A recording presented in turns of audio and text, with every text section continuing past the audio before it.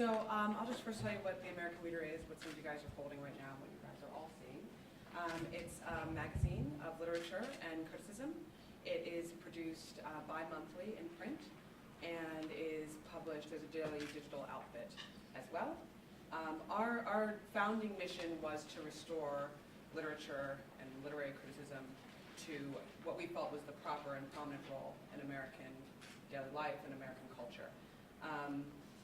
We have a special focus on a millennial audience, particularly now as a lot of the focus in terms of what we're developing in the content platforms and those things that are really getting traction are more of that sort of fast food kind of engagement with things. It's really important for their, BuzzFeed is great because it's important for there to be a counterbalance, especially as a millennial audience is coming of age.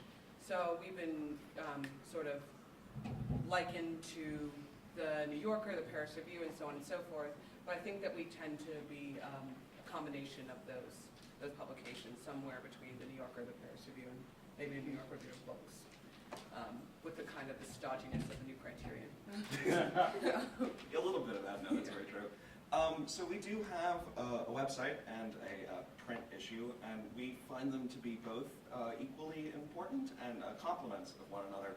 And one way we sometimes talk about it is that the print is sort of the formal dinner party, whereas the digital is the kind of digressive conversation and conversations that occur after the meal is finished. There is a general pervasive notion that, like you were saying, what does well in terms of content on the internet is digestible and accommodates itself to a certain sort of lifestyle. We found that actually our most successful pieces have been the longer, more complicated and strange ones, to be honest. I just quickly, I'll show you a few of them.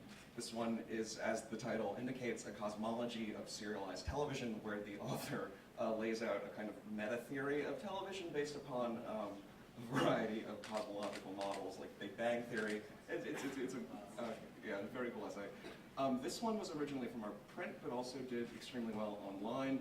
Like as the title indicates, it's about the danger that arises to women out traveling on the road, and that kind of Kerouac style, when there are absent narratives that have women traveling in that way, where they're not pushed to the road for basic violence, right? Yeah. She was sort of talking about how basically, because there are no narratives about women on the road, it basically dooms a woman once she goes on the road. Everyone decides that once you're a woman, you go on the road, you're going to end up being killed or raped. Sorry to make it really. And so she was talking about herself as a student, not student, I'm sorry, as a young hitchhiker, how she had a different, not a different experience, but had a terrifying experience on the road. Actually wound up in a truck with a serial killer. And this was an essay that she'd written for GQ, which had been nominated for a National Magazine Award. And she kind of did a spin-off of that essay for us, talking more about the theoretical underpinnings of what she explored from that essay.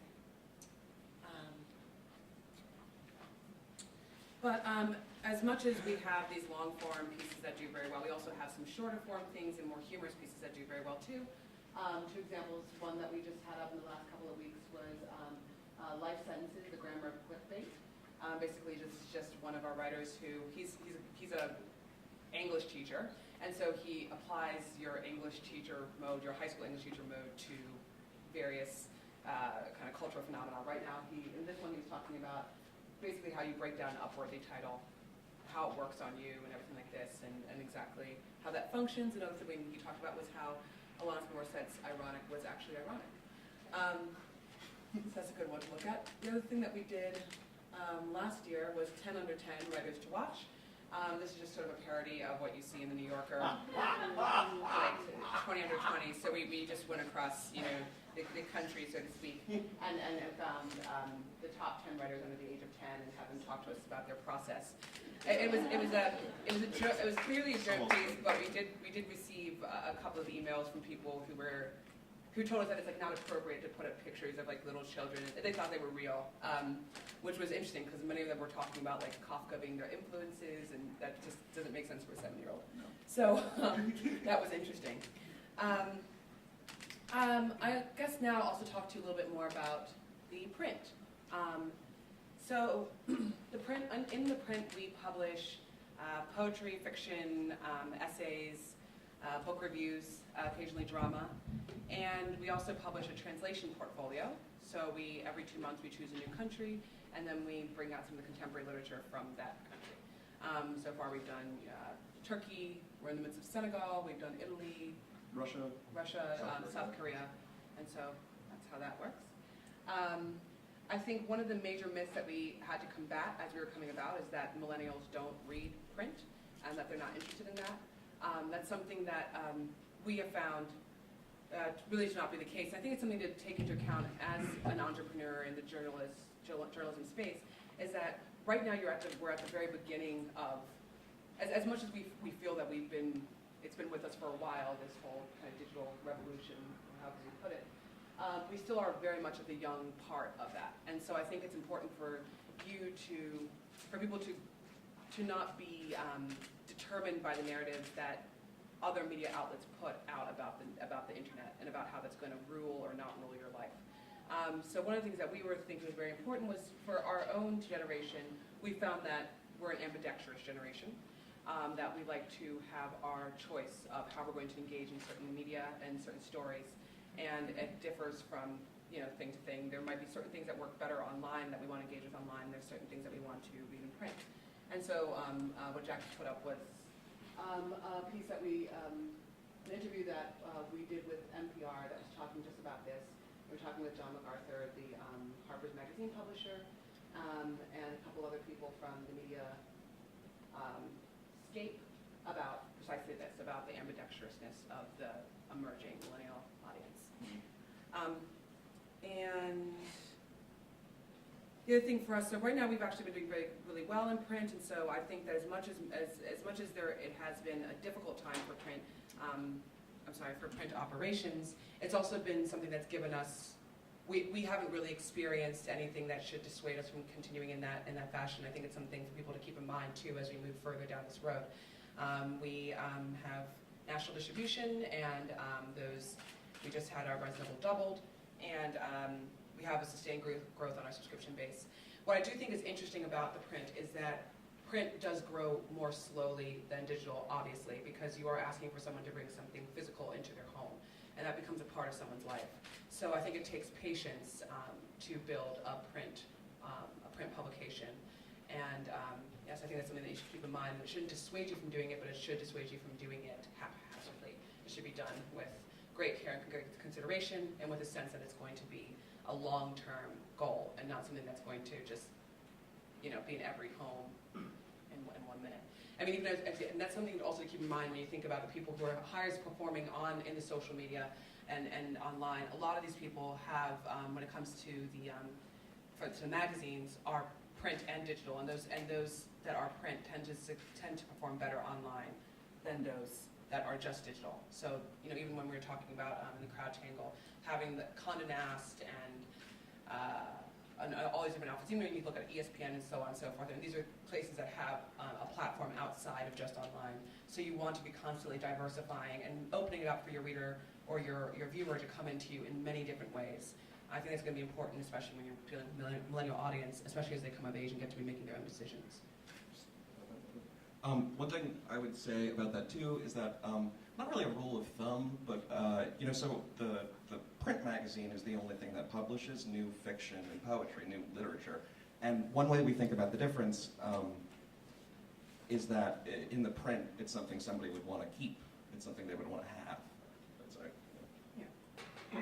So we started American Reader because we felt that there was a need in the market for this. And we saw a gap in that landscape, and particularly what we just talked about, a serious, spirited kind of cultural literary discussion that was aimed at millennials. I think that that's something that's really important for entrepreneurs in the journalism space, is to make sure that what you're creating isn't redundant. And I think it can be harder to tell if that is redundant when it is something that's might be in print as well. It can be hard to be sure that what you're doing is actually filling a need. So I always think that the question to ask is there a real need? If you're qualified to fill that need, and if so, which existing entities are out there that you can work with to do so? I would also just say, as a side note, that there's a big premium right now on being an entrepreneur, and I feel that being an entrepreneur doesn't mean that you necessarily have to start something. We certainly know that in this magazine that entrepreneurial spirit can be applied to expanding existing operations and is needed just as direly as it is, and sometimes much more direly than actually starting something new that might not be completely necessary. One thing we would say about the idea of entrepreneurial journalism is to remember that journalism, as journalists, you're not serving the market so much as serving society. And the idea is kind of to use the market to fill a need in society rather than trying to fill a need or a lack in the market. That's really important. Yeah, I mean, I think we've spoken for a little while now, so we can take some questions on some of the logistical sides of it, staffing, so on and so forth, things like that. Hi. How long does the magazine exist, and how do you market for millennials specifically? If there's any strategy to reach that audience? So we've been around for a little bit over a year and a half. When it's come to marketing for a millennial audience, a lot of it has really just been about getting the word out there. I think publicity and PR is really the major thing we've used with marketing. So we've been fortunate to be covered by a lot of different outlets, and most of the people who tend to connect with that. But one of the things that we brought in immediately was a director of publicity for someone to be handling those things and be weeding out and getting a sense of what the best approach was there. I mean, I think it's really important to have a press strategy when you go about starting anything. Other question? The print magazine looks really nice and looks like it has great content. I'm curious what the circulation is, what the demographics of your readers are, and what the economics is, because it's very expensive to print something like that once a month. Yeah, and for that reason, right now we're actually at a bi-monthly schedule now, right now our circulation is somewhere around, is it like 2,000? 6,000. Oh, 6,000 now. When the breakdown, I think it's mainly, how many people would you say in terms of in the age demographics? I think it's about, for both the website and actually the print, I think it's about 70% of our readers are between 18 and 35. I'm sure, and there's not too big of it, but I mean, another thing to keep in mind is that we have a lot of parents and grandparents who are buying the subscription for their children who are in school. But we also, but a lot of the immediate things is from people in that age group. And then you were asking about the finance? I mean, for us, and I think generally for literary journals that are starting up, it's either you are, whether you're nonprofit or for-profit, which we're for-profit, you need to have an investor who can give you some startup capital to be able to, to do that, because it's a lot to take on. So we were fortunate enough to have an investor who came out of the gate, who just believed in this and believed it needed to be there. For us, it's really not, our goal is not about trying to, make gajillion dollars clearly. It's really, and I think that's what Jack was talking about, it's really like, for us, we come more from the journalist, editor side than we do from the entrepreneur, where we're really about saying, this is something that society needs, so we're going to try and build this out. And when you really articulate your goal as a company, even if it's something that seems idiosyncratic, it's kind of great, because you'll find those investors who have exactly that same idiosyncrasy and have the same kinds of values, and who will adjust their expectations accordingly. So for us, it's really, for our investors so far, it's really been about getting to a place where it's sustainable and not really about making, Facebook bucks. Sorry? The price of the magazine is $10 on the newsstands, and then the subscription is $39.99 for the year. And the one thing I'd say about financing too is that Right, so, because you'll hear like the idea of starting a print magazine is prohibitive and insane, but like, you know, even just the last presentation you saw, like, we have access to so much data about how this stuff performs, and like, so you start it, and like, you know, a year and a half out, you actually have gathered enough information to allow you to start in small ways, like making the business work better.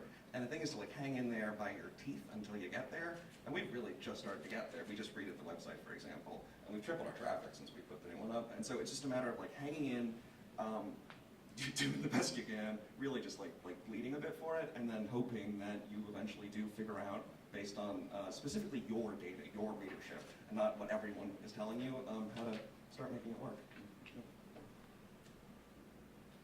Last question. Yeah. You have a print and digital. Do you have plans, or it's possible to read in readers or something like this? To read in reader? Like tablet? Yes. Oh, in the tablet form, yeah. That's something that as we get more investment, then we'll be developing the tablet versions as well, and expanding the multimedia And online. Kindle and Nook. Kindle and Nook and everything, and we've been working on partnerships now with Audible and things like that as well. So yeah.